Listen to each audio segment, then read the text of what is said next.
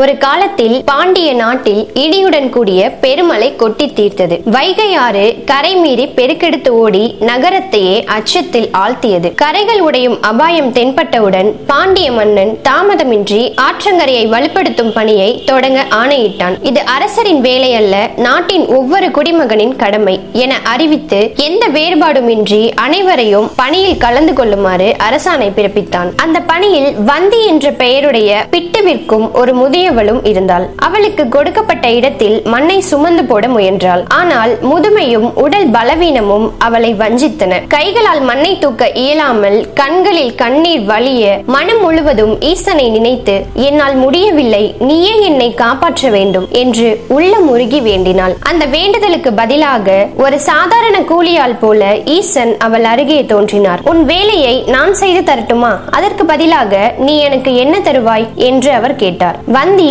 தன்னிடம் பணமோ பொன்னோ இல்லை என்று சொல்லி தான் பசியார செய்யும் பிட்டையே கூலியாக கொடுப்பதாக சொன்னாள். அதை சிரிப்புடன் ஏற்றுக்கொண்ட ஈசன் அந்த பிட்டை உண்டு ஆற்றங்கரையில் மண்ணை சுமக்க சென்றார். ஆனால் உணவு உண்ட களைப்பால் அவர் அங்கேயே சோர்ந்து படுத்து தூங்கிவிட்டார். சில நேரம் கழித்து ஆய்வு செய்ய வந்த பாண்டிய மன்னன் ஒரு வேலைக்காரன் பணியிடத்தில் தூங்கிக் கொண்டிருப்பதை பார்த்து கோபமடைந்தான். அவனை எழுப்பி வேலை செய்ய உத்தரவிட்டான். ஆனால் அந்த மனிதன் சாதாரண மனிதனைப் போலவே என்னால் முடியாது என்று கூறினான். கோபம் தலைக்கேறிய மன்னன் அவனை அடிக்க உத்தரவிட்டான். அந்த அடி விழுந்த அதே கணமே அவன் வலியை உலகின் எல்லா உயிர்களும் உணர்ந்தன. மன்னனின் உள்ளமும் அதிர்ந்தது. அப்போதுதான் அவன் உணர்ந்தான், தன் முன் நின்றது சாதாரண மனிதன் அல்ல, சொக்கநாதரான ஈசனே. உடனே மன்னன் அவனது திருவடிகளில் விழுந்து கண்கள் நீர் மல்க மன்னிப்பு கேட்டான். இந்த திருவிளையாடல் ஒன்று மட்டுமே சொல்கிறது, தன்னை நம்பி தஞ்சமடையும் பக்தரிடம் ஈசன் தாமதமின்றி வந்து நிற்பார் என்று. உலகில் உள்ள எல்லா உயிர்களும்